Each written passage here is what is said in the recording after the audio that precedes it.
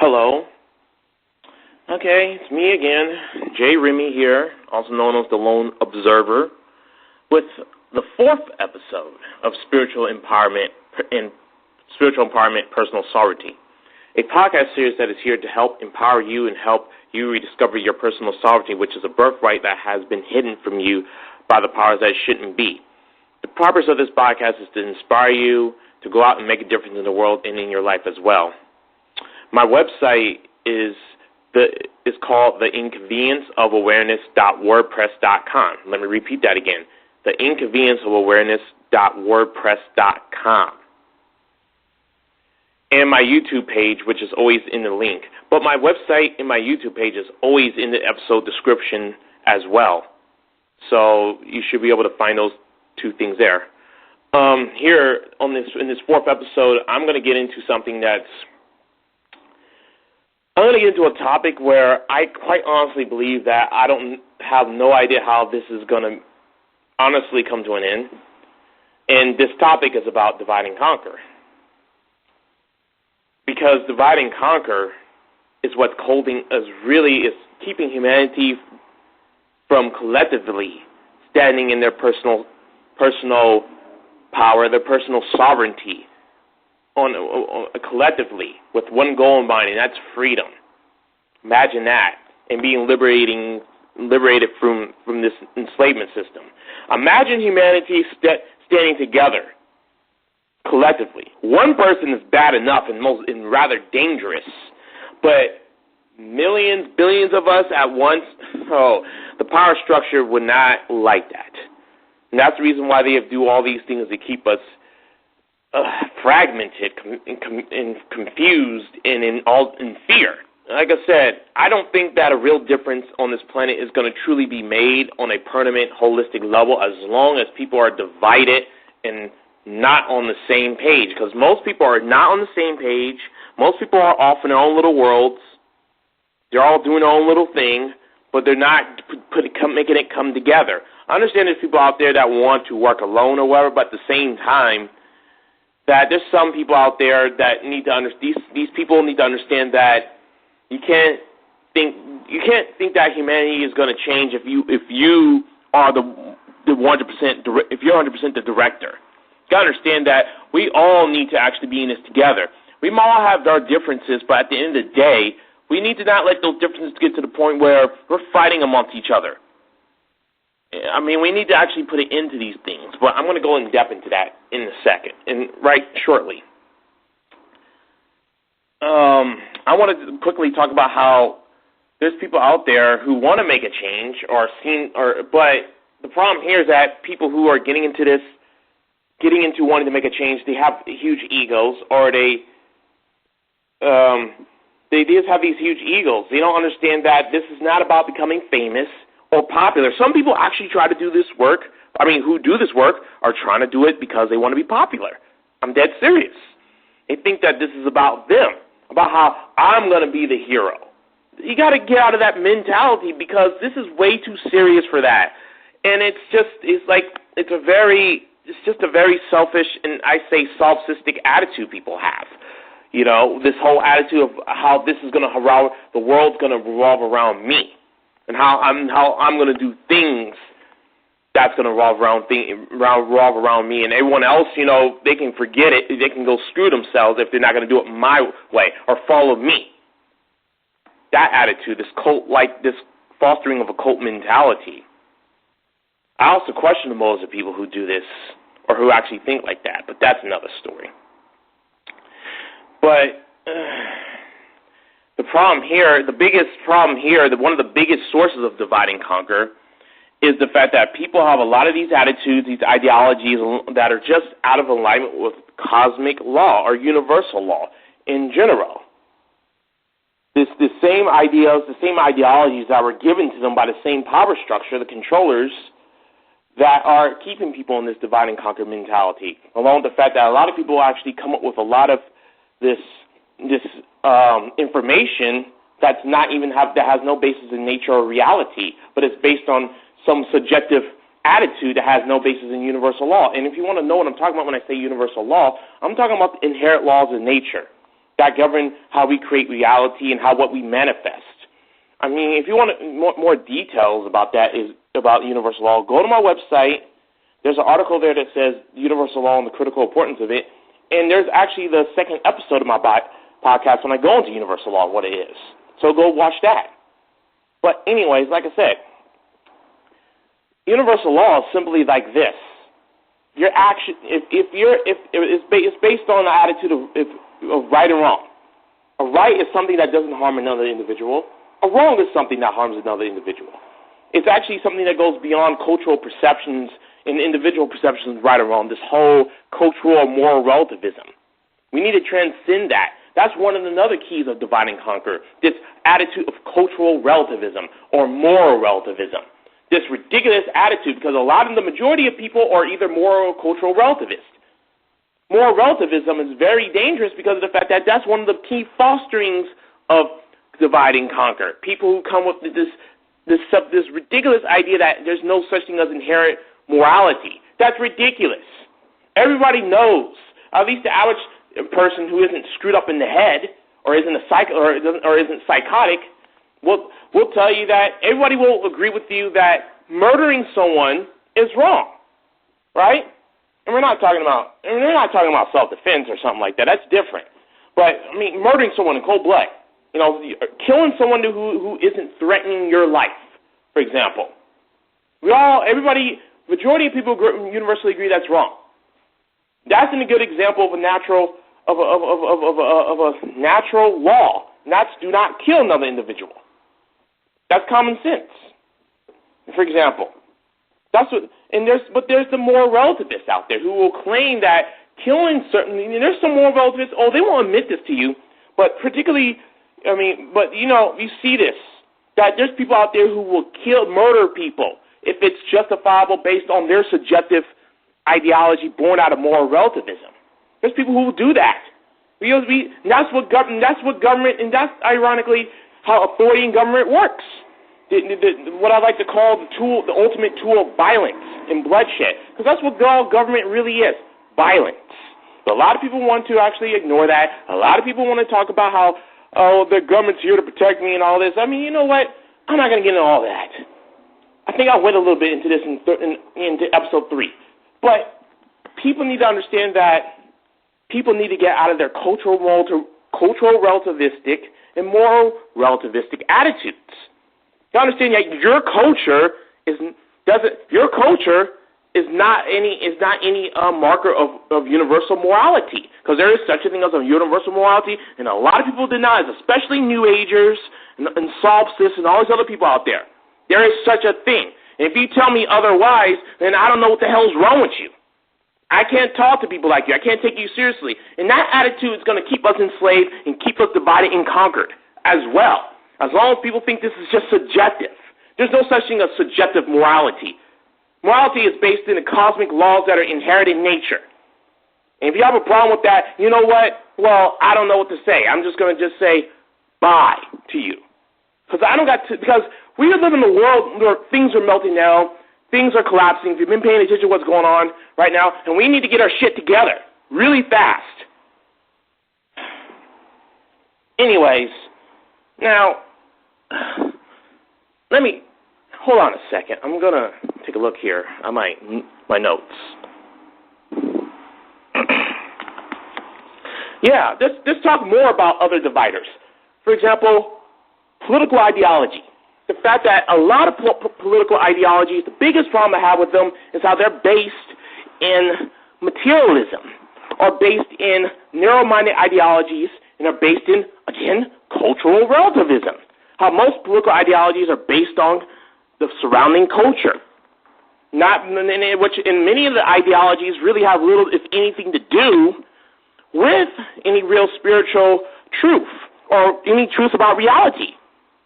It's based on some kind of perception of reality based on about the collective's perception. And remember, a lot of people, and the problem here is a lot of people think that perceptions are reality. They're not. They're your best guess about reality.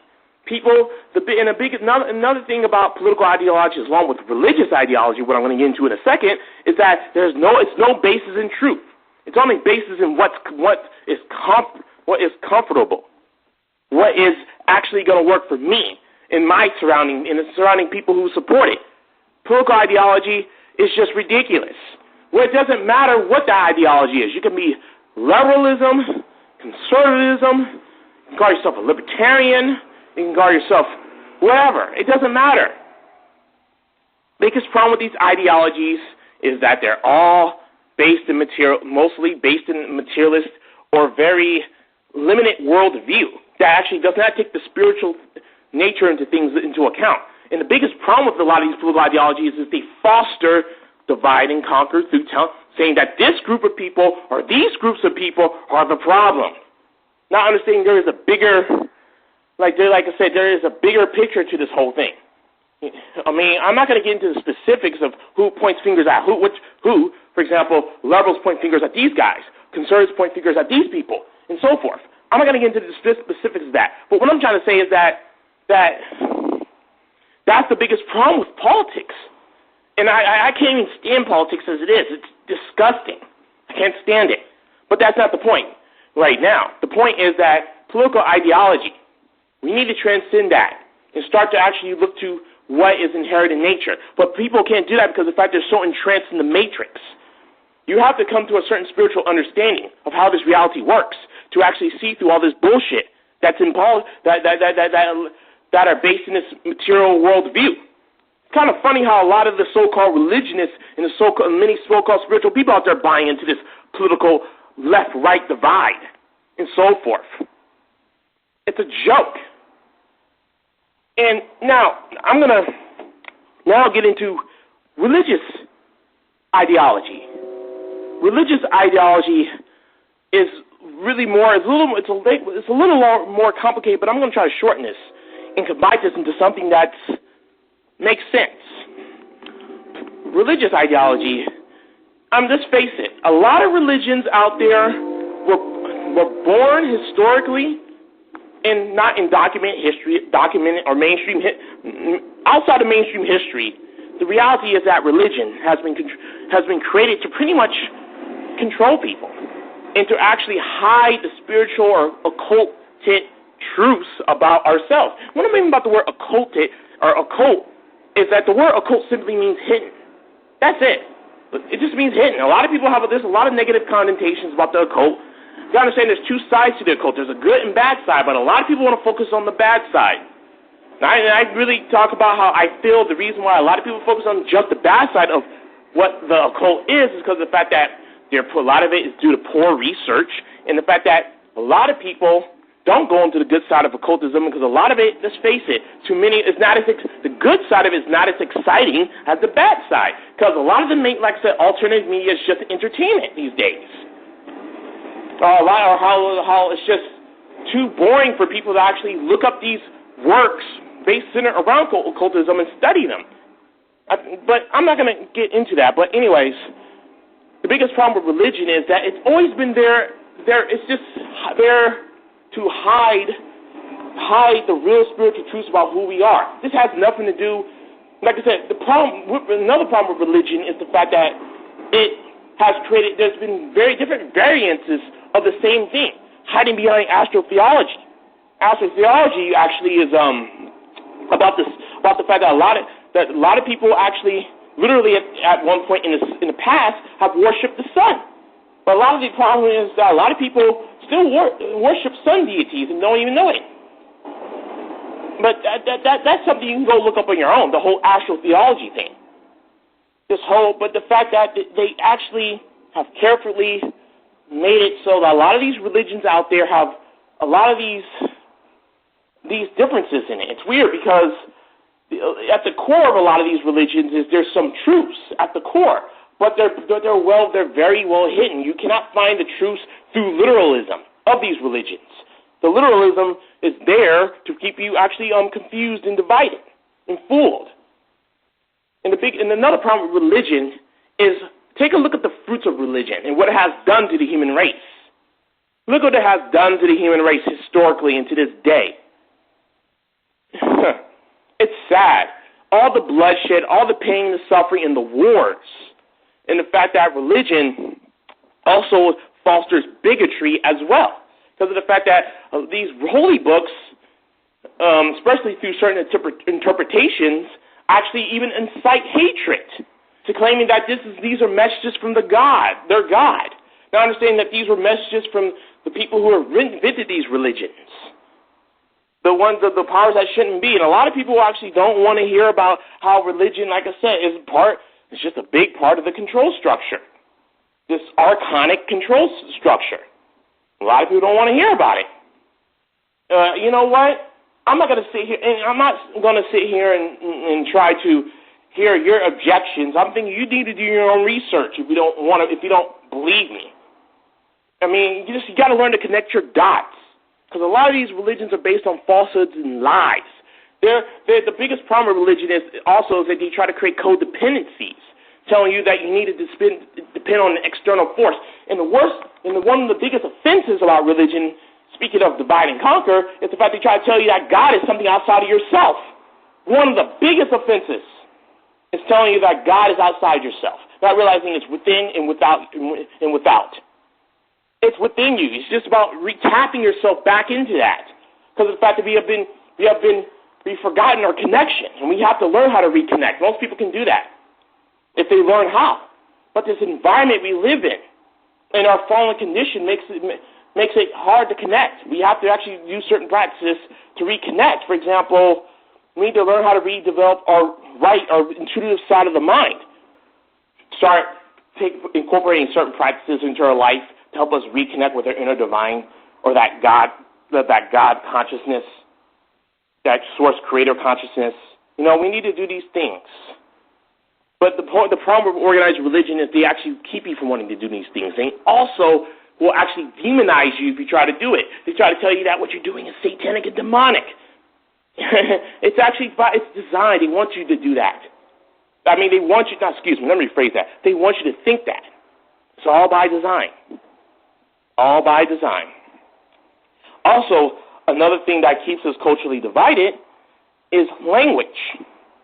And language is something interesting, because that's not going to change until humanity's consciousness raises, if that's ever going to happen. Because I look at the world around me, I'm thinking, I don't know how the hell humanity is going to make it, because something bad is really coming for humanity due to what's going on right now. And personally, I'm not really concerned about it, because I am at peace, inner peace. I have a sense of inner peace, especially knowing who I really am, and the fact that life is not all there is here, life and so forth.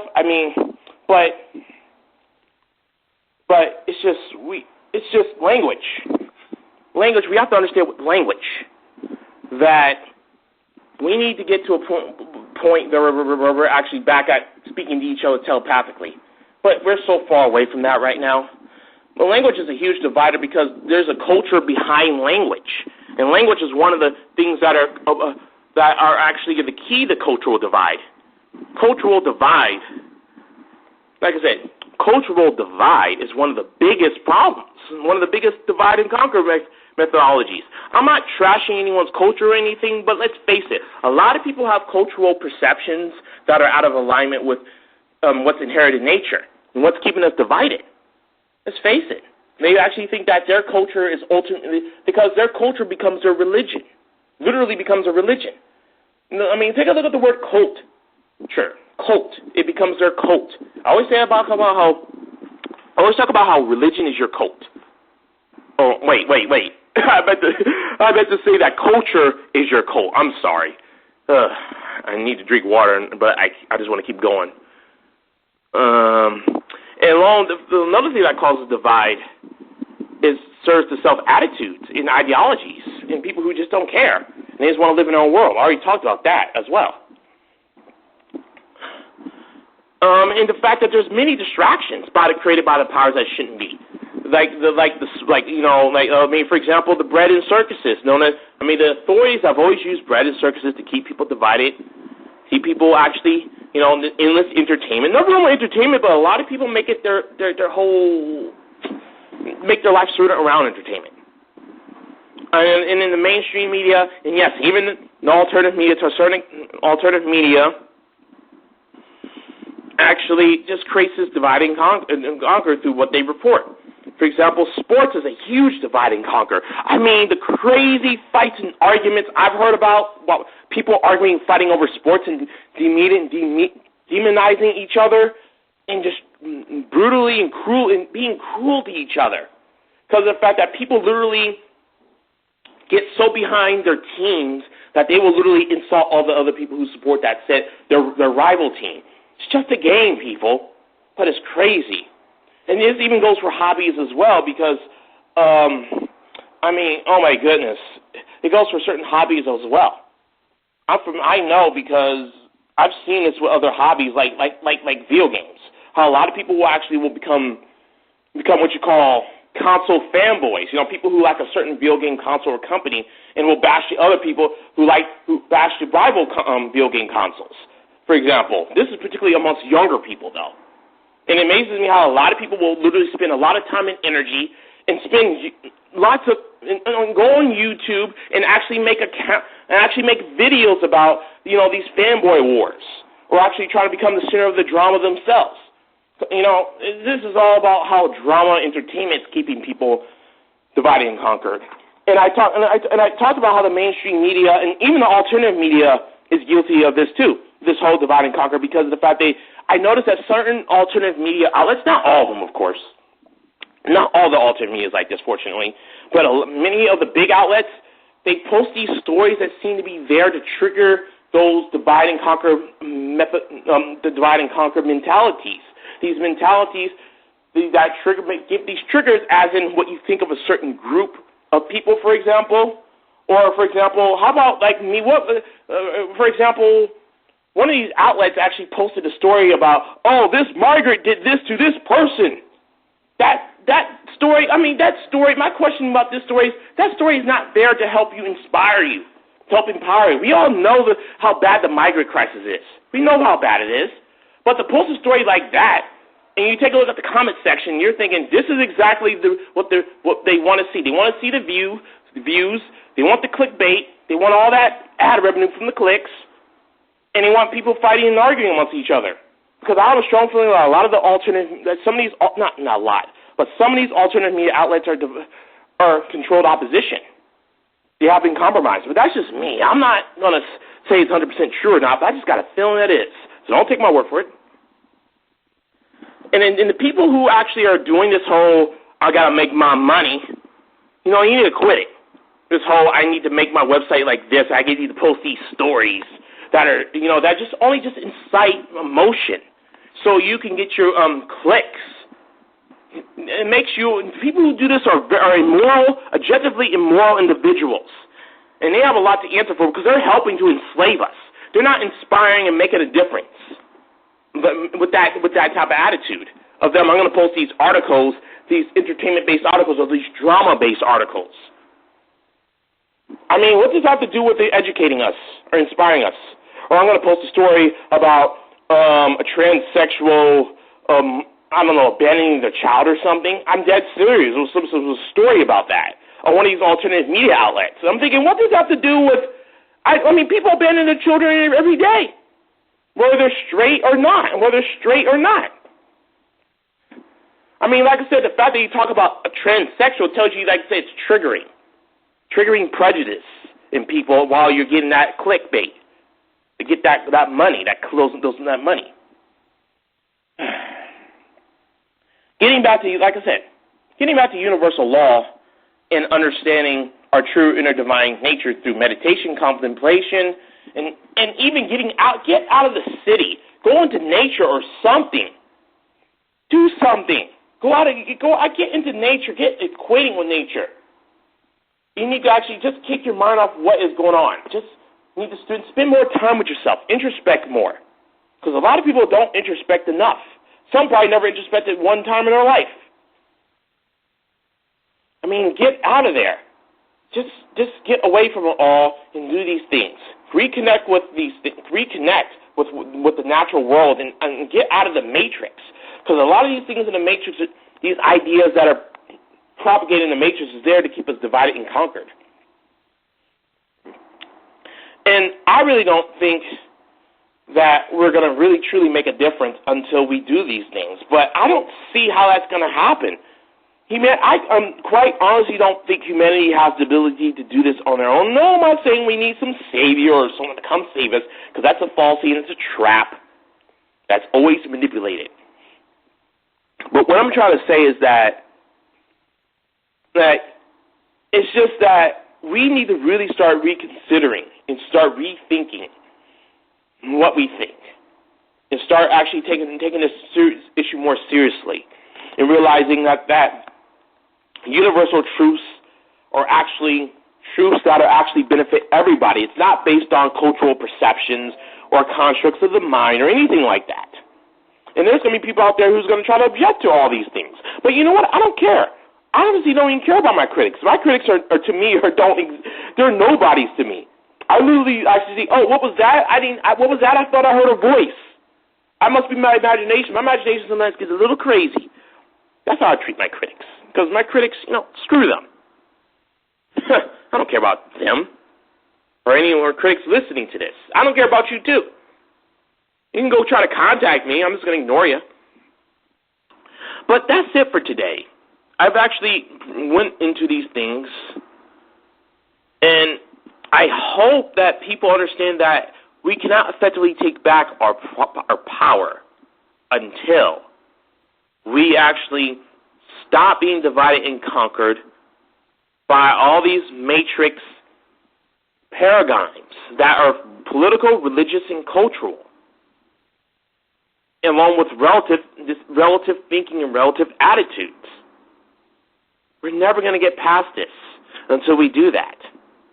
In the meantime, people need to just stop being entranced in this matrix, stop buying into the drama, what's going on. It's one thing to actually be aware of what's going on, it's another to be so entranced in it and letting it emotionally get to you. That's the whole part of energetically, the system is designed for us to actually invest our energy into this, especially in a negative way. That's what we need to do. So we need to stop negatively investing our energy into this, because that's how we're being harvested and fed on. The dark forces feed on our energy, and they want us to be divided and conquered so they can continue to control us. We need to get out of that mindset now. And that's it. And after this podcast is over, go check out my website and my blog. Thank you. And thanks for listening.